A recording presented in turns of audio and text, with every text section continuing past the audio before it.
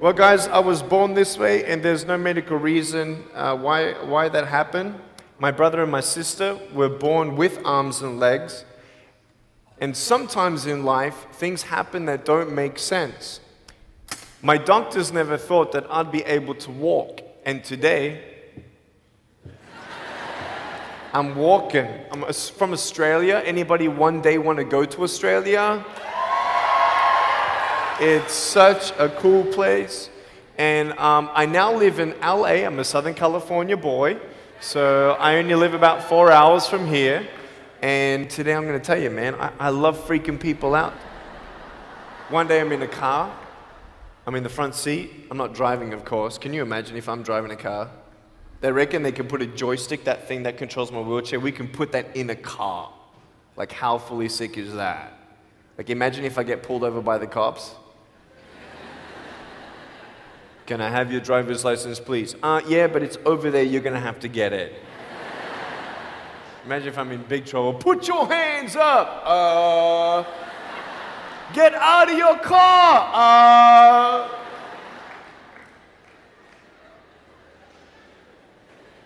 So I'm in the front passenger seat, we're at the traffic lights, and this car comes up next to us, and this girl's looking at me. And I'm looking at her, she's looking at me, I'm looking at her, she's looking at me, I'm looking at her. All she sees is my head, right? She has no idea that I have no arms, no legs. So I'm thinking, cool. I'm gonna freak you out. So I get the seatbelt in my mouth and I loosen it like this so then I can freely move. And she's looking at me like, why are you eating your seatbelt? So I pull it, the belt is loose, I can move. Now she's looking at me, full 100% attention and focus. Now just imagine all you see is my head, all right? You might want to put up your hand up to your face to cut off the rest of my body, all right? So you can really see the effect. So just, that's it, exactly. Here we go, ready? I just did this.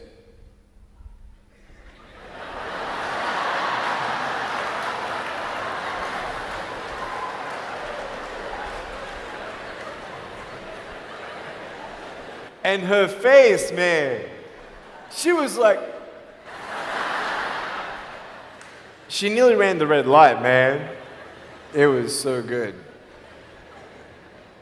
My parents always said, Nick, you don't know what you can achieve until you try it.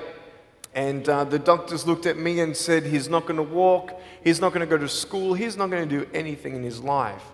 And then my parents, they just loved me like crazy and said, you got to try.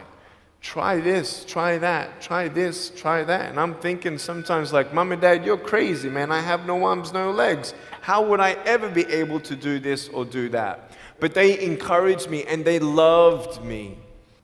And as human beings, we're waiting for stuff like that. We all want love. Everybody say love. Very good. We all want love. And, I went to school and I wanted to be cool, You go to school and you want to be accepted, And so you see these guys and you're like, oh, man, Everyone swears like every third sentence, F this and F that and F and this and F. Like what? Like they think they're cool, And so I'm thinking, man, maybe I need to be like them to be cool. And then you compare each other with how we look, and I wish I was smarter, I wish I was taller, I wish I was shorter, I wish I was more popular, I wish I did this, I wish I didn't have that. I wish my life was different. That was me when I was about 8 years old. I looked at myself and I looked at everybody else, and everyone else had more than me. And I'm asking, why? Why me? Have you ever asked the why me questions, but get nowhere? If I had no answers from the doctors, and if I had no answers from my parents, I still have a choice every day in my life to keep going or give up. You see this book up here? This is my favorite book in the whole wide world. This is my favorite book, the Bible. And here I am.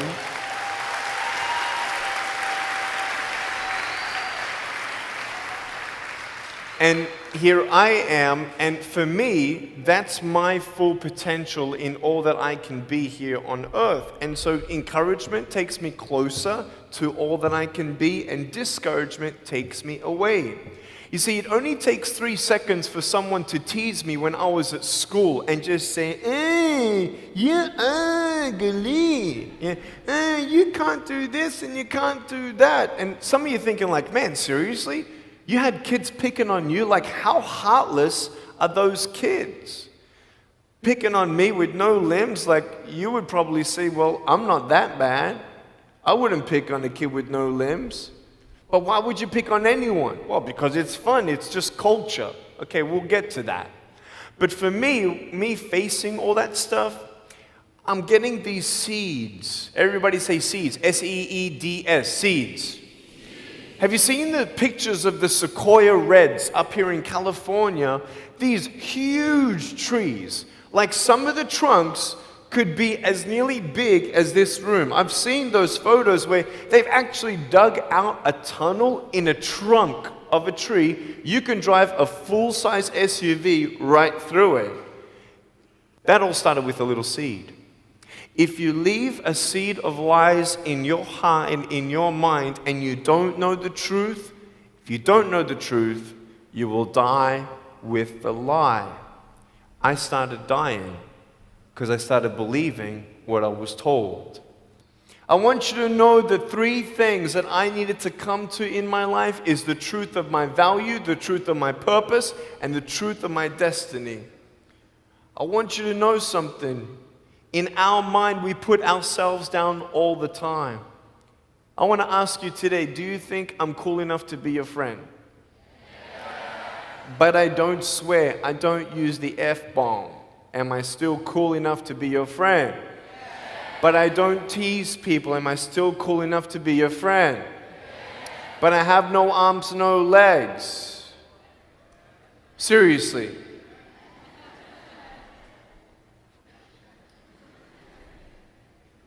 You would be my friend even though I have no arms, no legs. So you're telling me it actually doesn't matter, right? If it actually doesn't matter for how we look, then why do we tease each other for how we look if it actually doesn't matter?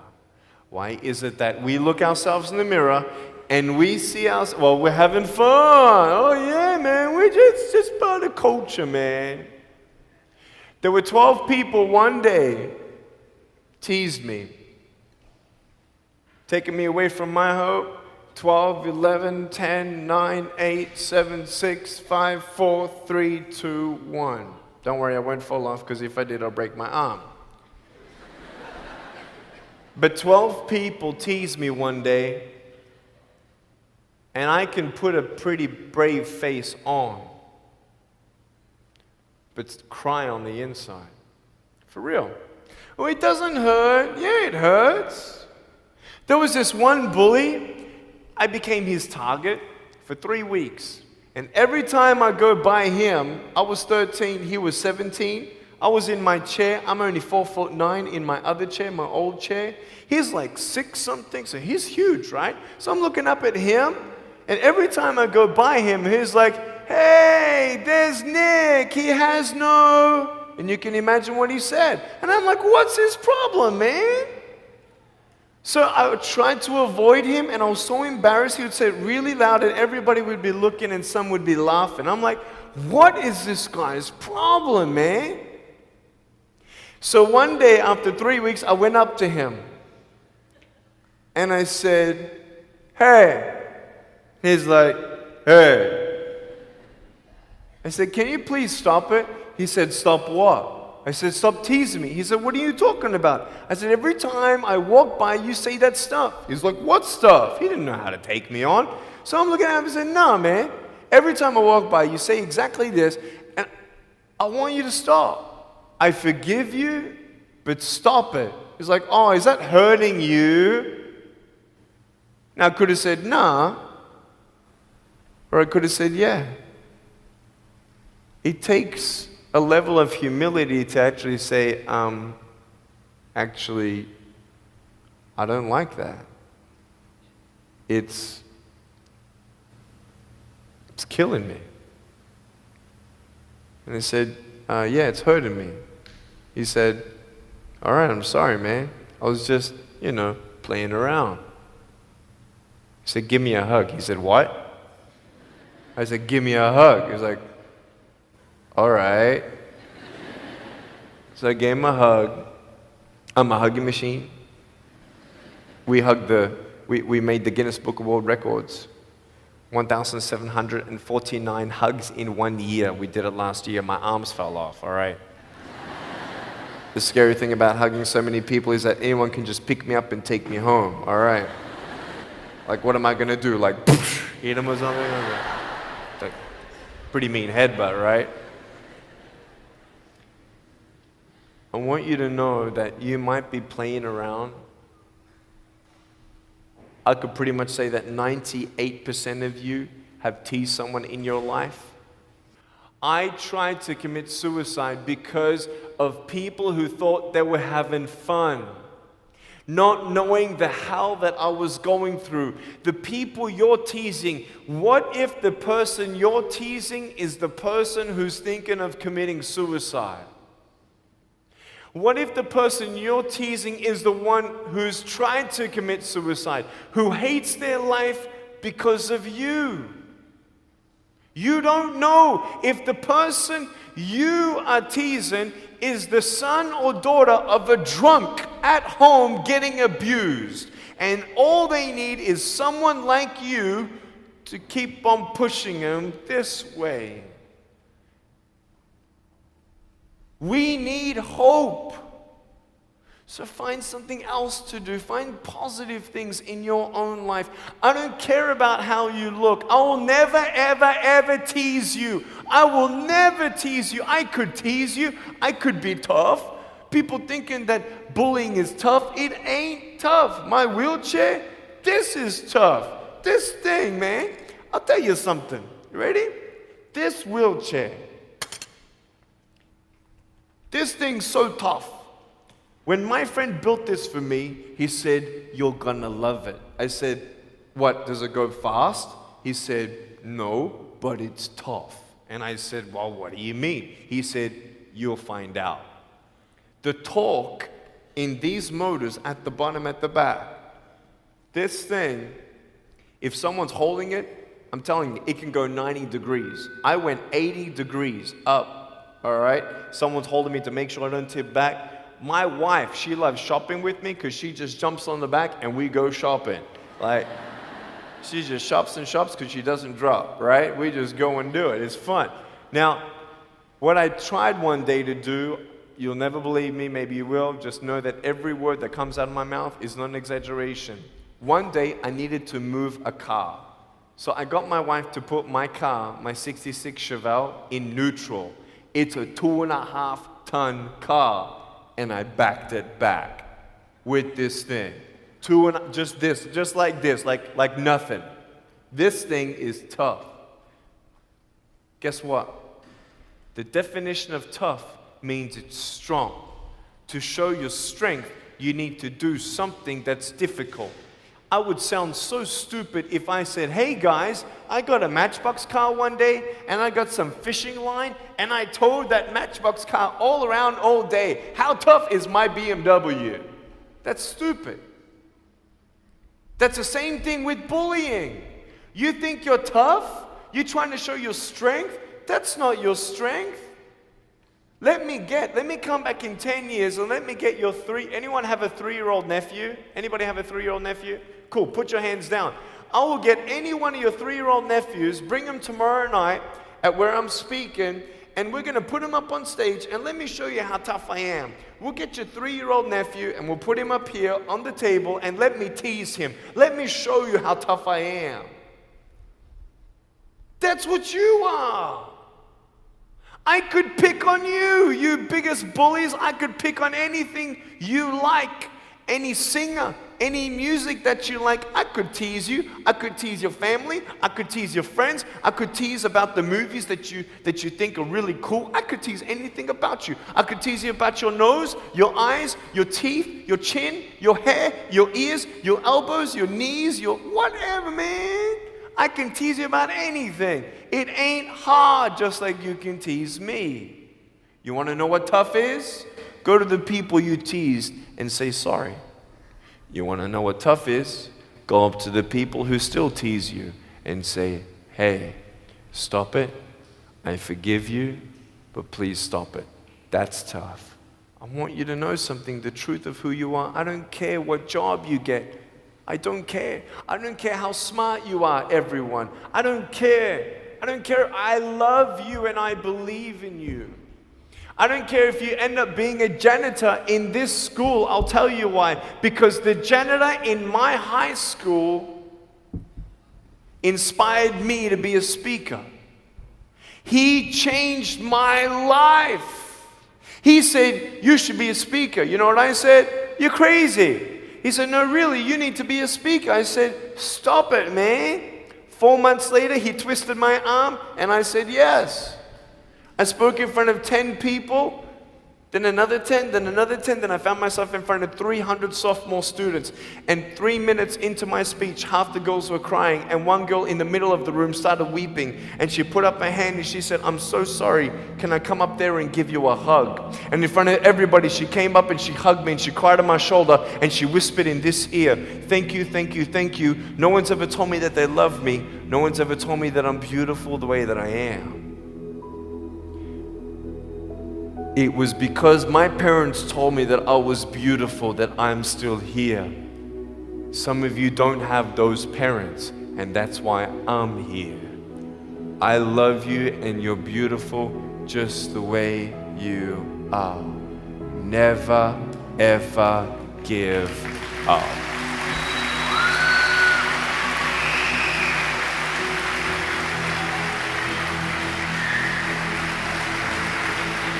How many schools do you think that I spoke to actually stopped bullying altogether? Okay. Whoever said one, you were correct. One school out of 600, I got a letter from the headmaster, and he said, Nick, you forever changed our school, blah, blah, blah. We haven't seen any bullies pick on anybody for 8 months straight. We don't know what happened, but in the best words that I can describe, there's just a new thought in the air that it just ain't cool anymore. It just ain't cool. I want to ask you, what are you going to do? Are you going to continue on at the risk of knowing that in each section, this section right here, 5 people are already trying to commit suicide? That section there, 5 people. When you extrapolate it out, what if the person you're teasing is one of those, and you have no idea? Would you find something else to do? So, the change is up to you. If you want to see more love in your school, be love. If 50% of the school come together and say, you know what, it just ain't cool anymore, the people who think it's still cool, every time they look down upon you, I want you to imagine my face looking at you. Because I'm telling you, everyone you're teasing is my brother and my sister. And you're my brother and you're my sister. And I'm asking you to stop. Love yourself a bit more. Love each other a lot more.